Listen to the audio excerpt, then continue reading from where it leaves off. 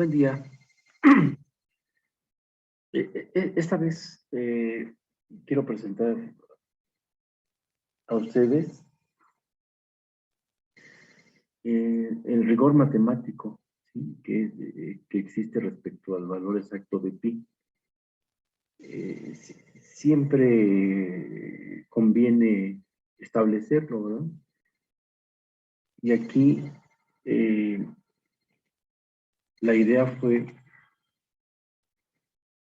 que se hiciera por dos métodos la demostración, ¿sí? ¿Sí? Y en este caso corresponde primero a una elipse y después a un círculo. Así fue como se logró finalmente pues dejar claro, ¿no? Que el valor de pi verdadero y exacto es 3.1111.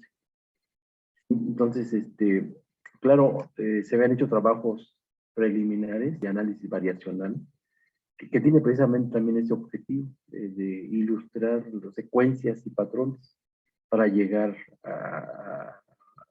pues a conclusiones importantes, ¿sí? Eh, el tema pues es aquí que el uso de la cuadratura unitaria de una parábola escrita en una elipse para calcular el valor exacto de pi. Entonces,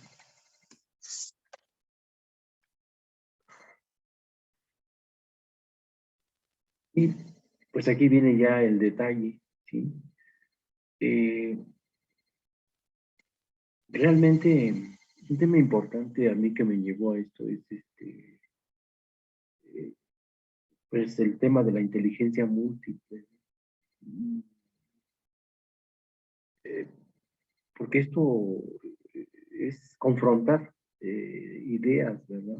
Y llegar a un valor, en este caso de pi, pero determinante, ¿no?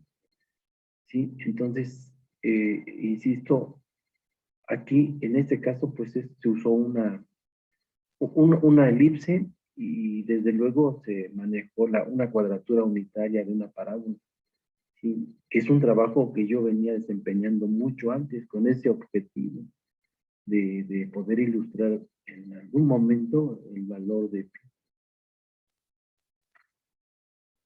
Y aquí tenemos pues la gráfica, ¿no? de estas dos funciones muy relevantes, ¿no? Primero consiste obviamente en la elipse, que es la que se refleja ahí de x cuadrada entre 9 más 16y cuadrada igual a 1. Ahí está esa elipse. Y la cuadratura unitaria son dos parábolas encontradas, ¿sí? Ese punto es muy interesante también respecto al movimiento de de los planetas realmente en general, ¿sí? Entonces, observamos ahí en la figura que hay una parábola eh, cóncava hacia arriba y cóncava hacia abajo. Obviamente, de una parábola, el área es 1, es un valor unitario, es la cuadratura unitaria. ¿Sí? Con la cuadratura unitaria es muy interesante porque podríamos después generalizar. O sea, si sabemos, por ejemplo, si hablábamos de precios, si tenemos el precio unitario, pues después ya nada más tendríamos que multiplicar por n. Eso en matemáticas también pues finalmente es el análisis variacional. ¿Sí? Entonces, este esquema pues es el más importante para mí en este tipo de investigación. ¿Sí? Inclusive lo utilicé como icono, lo he utilizado como icono esta gráfica de las parábolas encontradas y la elipse. Y aquí comienza el detalle pues, aritmético, ¿no? De este ejercicio, ¿sí? Pues es finalmente encontrar el área acotada, ¿sí? Eh, por las parábolas en este caso por una parábola y la elipse. Y obviamente en el primer cuadrante, ¿por qué? Porque los envolventes que ustedes observan ahí son 4, pero hay simetría. Entonces, simplemente con un solo envolvente podríamos consolidar este análisis matemático. ¿Sí? Y entonces me estoy nada más eh, ubicando en el primer cuadrante.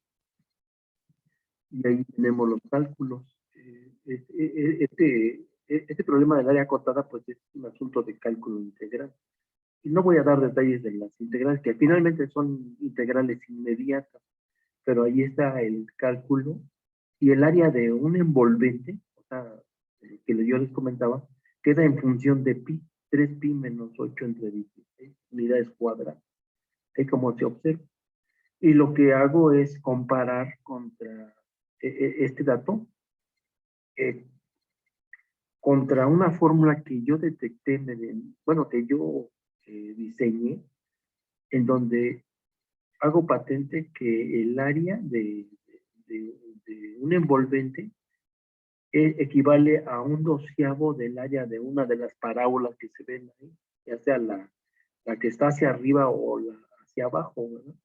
¿Sí? Recordemos que el área es 1 finalmente de porque es unitario. Entonces va a ser comparar en este caso contra un doceavo.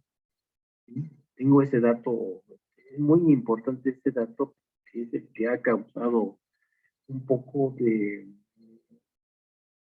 pues de interés por muchas personas, ¿no? Que me han hablado, pero finalmente cuando les comprobé este asunto, que hacerlo por una elipse o por un círculo, pues ya quedó muy claro, ya lo aceptaron y inclusive pues coincidieron conmigo de que sí tiene un rigor temático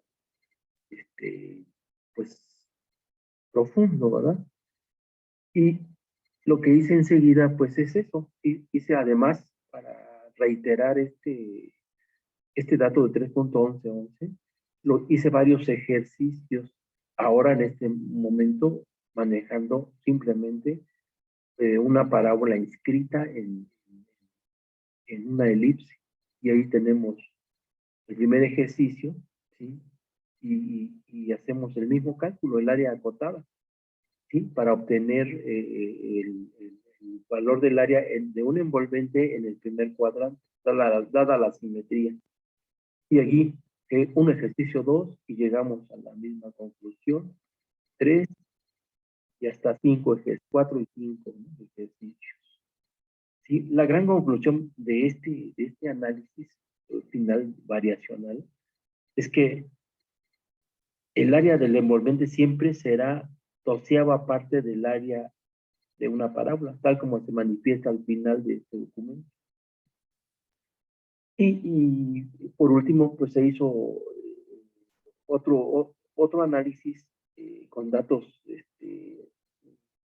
quizás parezcan muy elevados, pero es que en este caso se manejan unidades enteras. Y ese es un principio básico de un decálogo que yo hice, es siempre para dar consistencia es el uso de manejo de números enteros, ¿sí? Y por eso son esos numerotes, porque inclusive la longitud de arco es 7,203 unidades, que es,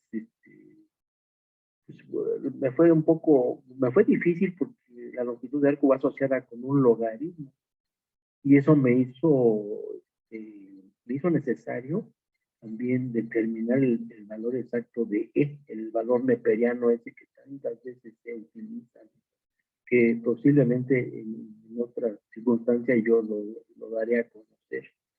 ¿Sí? Entonces, pues aquí está este trabajo. eh, es con el afán de que pues se tenga mayor certeza, ¿verdad? ¿Sí? Y de que el rigor matemático pues es definitivo y a mí me interesa hacerlo y ya con esto pues algunas universidades que me lo pidieron, pues me costó más trabajo, sin embargo, pero lo tuve que hacer para demostrar, ¿no?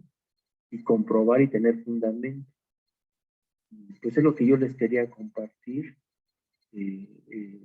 esto porque en forma de conclusión, el valor de pi coincide en tanto hacerlo con un círculo como en una elipse. Pues también es muy claro que estas dos funciones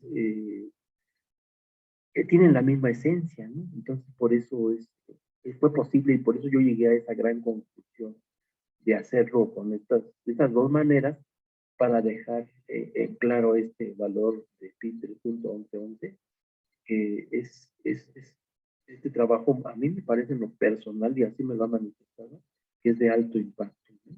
Entonces, porque se utiliza para calibrar muchos modelos en la física, por ejemplo, ¿no? Y obviamente lo que es la inteligencia artificial y también digitalización, ¿no? De los negocios, por decir algo, ¿no? Yo hablando así ya más, de una manera más empresarial.